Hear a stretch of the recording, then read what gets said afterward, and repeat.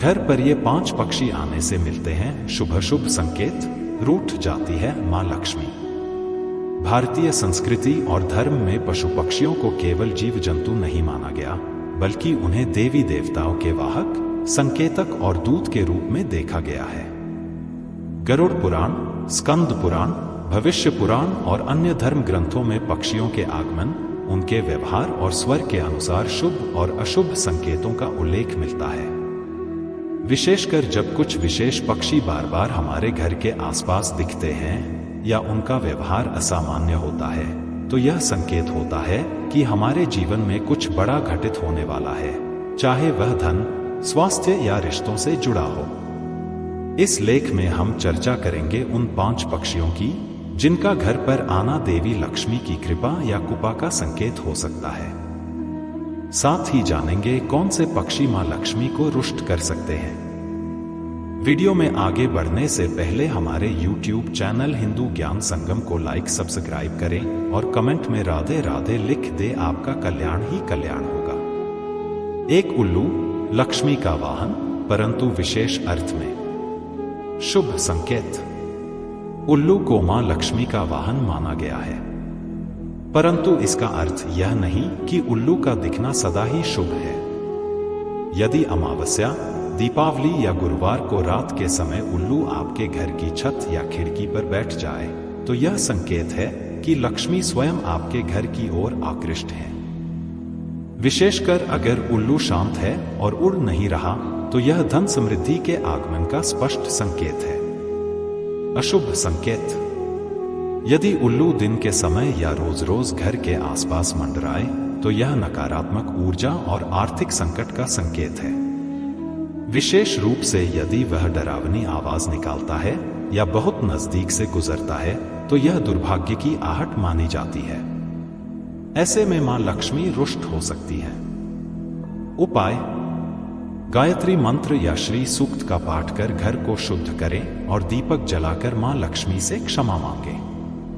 2 कौआ, पितृलोक का संदेशवाहक। शुभ संकेत। कौआ को पितरों का प्रतीक माना गया है।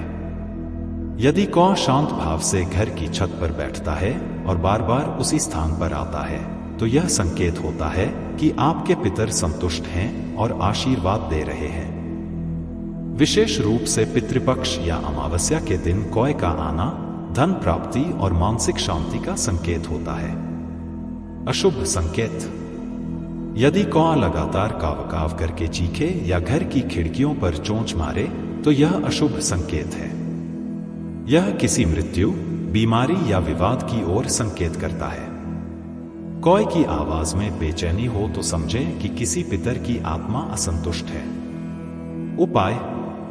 पितृ तर्पण करें, कौए को सत्तू, चावल या रोटी खिलाएं। यह पितरों की तृप्ति और मां लक्ष्मी की कृपा दोनों को बनाए रखता है। 3 कबूतर, प्रेम और ऊर्जा का संकेतक। शुभ संकेत। कबूतर का घर पर आना, विशेष रूप से यदि वह जोड़े में आए, प्रेम, शांति और सुख समृद्धि का सूचक है। यदि वह आपके घर में घोंसला बना ले, तो यह अत्यंत शुभ होता है। इससे घर में सकारात्मक ऊर्जा बनी रहती है और लक्ष्मी जी की कृपा बनी रहती है। अशुभ संकेत।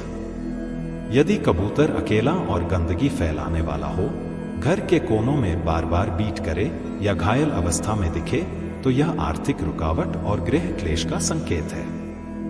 यह मां लक्ष्मी की नाराजगी का सूचक भी हो सकता है। उपाय।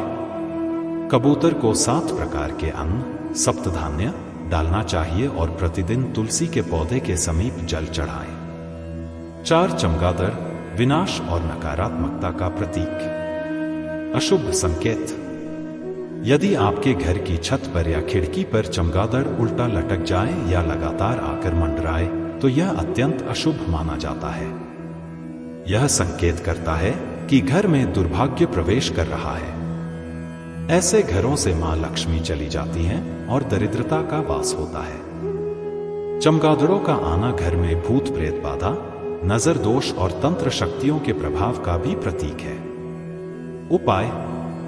हनुमान चालीसा का पाठ करें, घर में कपूर और गुग्गुल जलाकर धूप दें। शनिवार को शनि मंदिर में तेल चढ़ाएं। 5 तोता भविष्यवाणी और सौभाग्य का प्रतीक। शुभ संकेत। तोता यदि आपके घर के पास आकर मीठी आवाज में बोले, हरे पेड़ों पर बैठा दिखे या आपके आंगन में उड़ता हुआ आए, तो यह शुभता और नए अवसरों का संकेत है। तोता ज्ञान, प्रेम और बुद्धिमत्ता का द्योतक है। यह संकेत देता है कि आपके घर में कोई शुभ समाचार आने वाला है। अशुभ संकेत। यदि तोता घायल हो या बार बार किसी विशेष दिशा में उड़कर लौटे, तो यह संकेत हो सकता है कि कोई संबंध विच्छेद या मनमुटाव होने वाला है। उपाय। तोते को हरे धनिये के पत्ते, मिर्ची या अनाज खिलाएं और गं गणपत्ये नमः मंत्र का जाप करें। मां लक्ष्मी क्यों रुष्ट हो जाती हैं?